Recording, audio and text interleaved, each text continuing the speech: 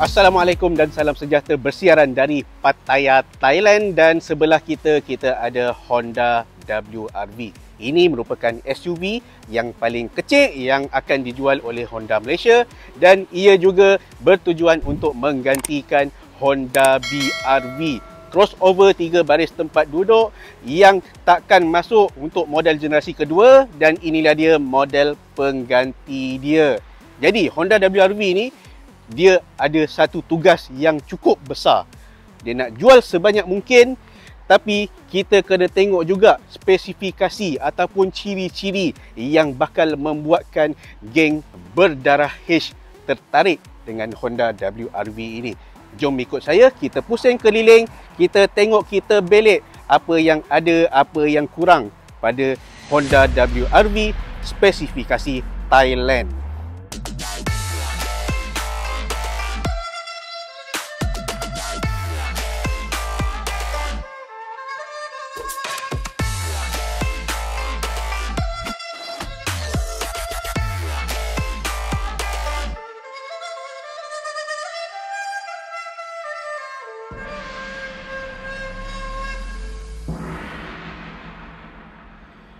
Honda WRV ni sebenarnya tujuannya satu benda.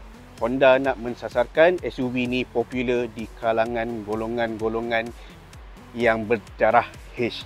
Jadi disebabkan itu, kos pembangunan perlulah diletakkan pada tahap minimum dan disebabkan itu juga anda boleh lihat banyak rekaan-rekaan dia yang diinspirasikan ataupun diambil daripada model-model Honda yang lain. Seperti contoh, unit perumah lampu utama dia datang daripada Honda Amaze, diikuti dengan panel pintu hadapan dan juga apa lagi, dekat bahagian sisi kita ada pemegang pintu daripada Honda HR-V dan di bahagian belakang rekaan lampu dia diinspirasikan daripada Honda Civic FE. Jadi untuk para peminat Honda tak perlu risaulah sebab SUV WRV ni memang banyak sangat ciri-ciri Honda, so korang takkan kecewa dengan apa yang ditawarkan pada WRV. Untuk ruang kargo pula, dia mampu memuatkan barang sehingga 380 liter. Cukup besar untuk anda meletakkan barang-barang kegunaan seharian dan bagi mereka yang berkeluarga kecil pun sudah lebih daripada mencukupi untuk meletakkan beg, muatan barang dan sebagainya. Bila kita bercakap pasal dimensi, sudah pasti kita akan cuba bandingkan model ini dengan pesaingnya yang terdekat iaitu Pro 2 Ativa lah.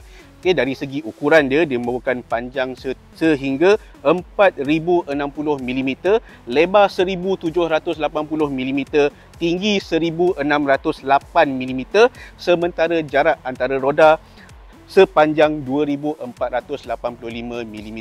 Jadi apa kelebihan yang ada pada WRV ni jika dibandingkan dengan Ativa? Sebenarnya dia jauh lebih, dia pendek sikit je, beberapa milimeter je, lebih rendah, tapi dia sebenarnya lebih lebar. Dan bila dimensi tu lebih lebar, dia sebenarnya menyumbang kepada aspek pengendalian yang lebih menyeronokkan. Dan selain daripada itu, kalau kita tengok Ativa, dia punya jarak kelegaan tanah 200 mm saja. WRV dia tinggi sikit, 220 mm. Jadi nak naik, nak masuk jalan kampung ke, nak naik kawasan parking je, tak menjadi masalah. Cuma kalau korang tengok daripada luar, nampak macam kecil. Memang betul, memang nampak macam kecil, tapi kejap lagi kita tengok ke bahagian dalam macam mana. Ini merupakan sebahagian daripada magic ataupun kelebihan yang ada pada kereta-kereta Honda, di mana para jurutera dia memang bijak memainkan feeling ataupun perasaan dalam ni supaya dia nampak lagi luas, lagi selesa. Dan untuk bahagian belakang ni, seperti yang anda boleh lihat, kita masih lagi ada ruang kaki yang sangat besar ni. Ruang kepala yang boleh tahan tinggi ni, walaupun daripada luar nampak macam kecil, tapi para jurutera memang bijak memainkan perasaan luas tu supaya bahagian dalam ni memang kita rasa selesa. Tak adalah rasa macam sempit sangat dan sebagainya. Cuma dia punya bahagian belakang ni, tempat kita menyandar ni, dia macam sedikit tegak lah. Bagi saya, untuk perjalanan jarak dekat tidak menjadi sebarang masalah. Sebabkan bahagian cushion ni pun dia memang sememangnya menyokong bahagian bawah peha kita. Jadi kita tak adalah rasa tergantung sangat. Cuma masalahnya bila kita pergi ke depan. Okey, sebelum kita bercakap pasal masalah yang saya mention tadi, untuk bahagian depan, untuk bahagian pemandu, untuk bahagian penumpang hadapan ni, kita boleh tengok sendiri kemasan yang dibawakan, dan harus diingat ini merupakan varian RS versi tertinggi. So datangkan dengan kemasan warna kontras merah, jahitan kontras merah, dan juga ada kemasan sentuhan lembut pada bahagian sini. Tempat duduk pula datangkan dengan jenis semi bucket dengan upholstery gandengan kulit dan juga fabric di bahagian sini. Jadi kelebihan ini, dia memegang erat pemandu, terutama ketika kita membuat pemanduan jarak dekat ataupun jarak jauh, kita melayang selekoh dan sebagainya. Kita boleh rasalah bahawa kerusi ini memang boleh memegang erat pemandu dan juga penumpang hadapan. Dekat bahagian depan ni kita ada screen cluster analog digandingkan dengan meter TFT bersaiz 4 inci. Roda steering balutan kulit yang memang saya rasakan sedap untuk dipegang. Cuma rekaan steering tu mengingatkan saya kepada model Honda yang lama. Dan di bahagian tengah kita ada skrin bersaiz 7 inci lengkap dengan sokongan Apple CarPlay dan juga Android Auto. Dan di bahagian bawah ni kita ada butang kawalan untuk iklim. Cuma secara seimbas lalu kita boleh tengok rekaan Honda WRV ni, dia macam sedikit ketinggalan zaman. Dia tak ikut sangat trend kereta-kereta masa kini. Sebab kereta-kereta masa kini dia punya datang dengan screen infotainment yang jenis terapung kat bahagian tengah ni. Yang Honda WRV ni dia ke bawah. So, dia memang ikut trend kereta yang lama. Tapi bagi saya tak menjadi sebarang masalah pun, sebab saya tahu peminat Honda memang sukakan apa jua rekaan yang Honda bagi, mereka takkan bantah punya. Cuma masalah yang saya cakap tadi akan bermula bila anda start memandu. Kerana apa? Korang boleh tengok sendiri dia punya cushion ni sangat pendek dan dia tak support sangat pada bahagian bawah peha ni. Jadi sepanjang masa kita akan rasa kaki ni agak tergantung.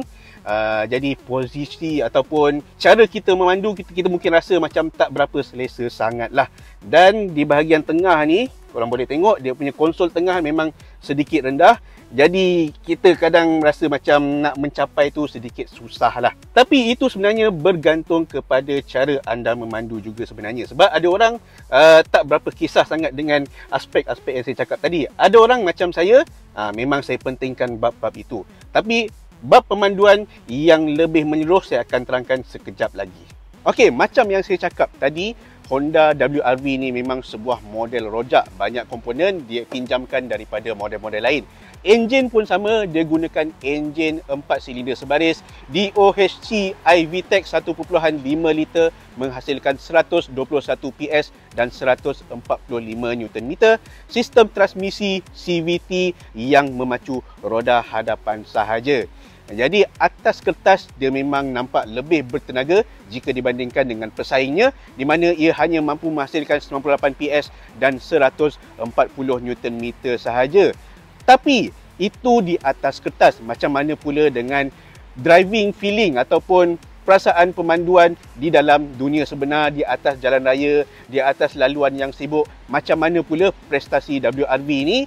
Kejap lagi kita akan kongsikan semasa part driving. Alright, sekarang kita nak masuk bab pemanduan dan kita dekat sini dah lebih kurang 2 hari. Kita berikan peluang untuk memandu uji the Honda WRV dan ini merupakan beberapa perkara yang saya ingin sentuh, terutama sekali daripada segi pengendalian lah. So apa yang saya rasa daripada saat kita memegang steering, kita duduk, kita pegang benda-benda yang penting part driving, termasuklah tombol gear, handbrake, pedal dan sebagainya. Apa yang saya boleh cakap, Honda WRV ni lebih kurang sama je macam kereta-kereta Honda yang lain. Mudah untuk dipandu, tak ada masalah sangat, terutama bagi golongan kebanyakan. Dan bagi saya respon steering dia cukup ringan, memadai untuk kegunaan urban. Dan kadar kebisingan, bunyi bising angin yang masuk daripada luar masuk ke dalam boleh dikatakan minimum. Kita boleh rasa selesa lah, terutama pada kelajuan rendah. Cuma pada kelajuan tinggi, bila kita dah start menekan minyak, kita dah boleh mendengar bunyi deruman enjin masuk. Bising lah kalau bagi mereka yang mempunyai kaki yang sangat berat. Bunyi bising angin pun bila dah mencecah kelajuan 3 digit, kita dah boleh mula rasa lah bunyi deru angin tu menderu masuk. Ini tak menjadi masalah bagi mereka yang menggunakan WRV ni untuk kegunaan urban.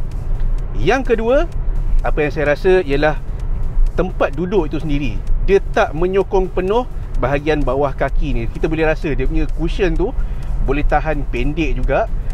Saya tak berapa suka sangat sebab kalau jalan jauh kita memang akan terasa cepat penat. So kalau Honda lepas ni nak jual WRV secara rasmi, kalau boleh improve lah bab seat ni, sebab saya rasa benda ni satu benda yang sangat penting untuk keselesaan. Sebab saya dah rasa dah kereta-kereta yang berharga 50,000 dan ke bawah sebelum ni memang terasa penat, terutama bagi kereta yang ada seat rendah ni, seat pendek, maaf saya. Yang ketiga, dia punya konsol tengah ni, bagi saya kalau dia tinggikan sikit, saya rasa sudah lebih daripada cukup. Sebab ni bagi saya macam terlalu rendah, so kita kena mencapai bawah. Dia macam dah jadi tak syok untuk part driving tu. Dan bila kita dah try pemanduan di jalan-jalan urban, di jalan lebuh raya, apa yang saya rasa, kereta ini sangat mudah untuk dipandu. Cuma bila di atas lebuh raya, dia dah rasa macam ada oleng-oleng sikit lah, bergoyang-goyang sikit. Sebab suspension je bagi saya, dia ditala untuk keselesaan dan bukannya untuk sporty. Benda ni takkan jadi masalah jika anda sendiri pandu kereta ini dalam had yang dibenarkan. Bermakna bukanlah memandu melebihi had ataupun batasan yang ada pada diri sendiri dan juga pada WRV. Itu satu benda yang sangat-sangat penting. Anda perlu titik beratkan. Tak kisahlah pandu kereta apa pun, yang penting kena tahu had dan juga batasan untuk setiap kereta. Yang lain rasa tak ada apa saja. Nanti kita tunggulah bab harga yang akan diumumkan oleh Honda Malaysia tak lama lagi.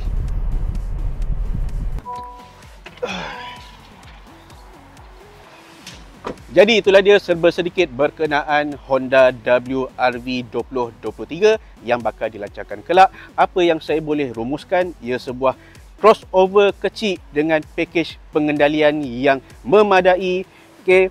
Sangat mudah untuk dikendalikan.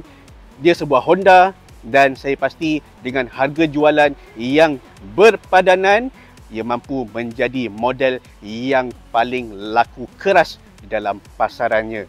Jadi harga jualan memang kita tak tahu lagi. Nanti kita akan umumkan apabila menjelang pelancaran rasmi Honda WRV 2023. Apa yang anda rasa, apa yang anda suka dan tak suka pasal WRV, sila komen kat ruang bahagian bawah. Sekian dahulu daripada saya, Hanif Suhaib, Karita Rumai. Assalamualaikum. Jangan lupa subscribe channel kami dan tekan butang loceng supaya anda tahu bila video baru kami akan muncul.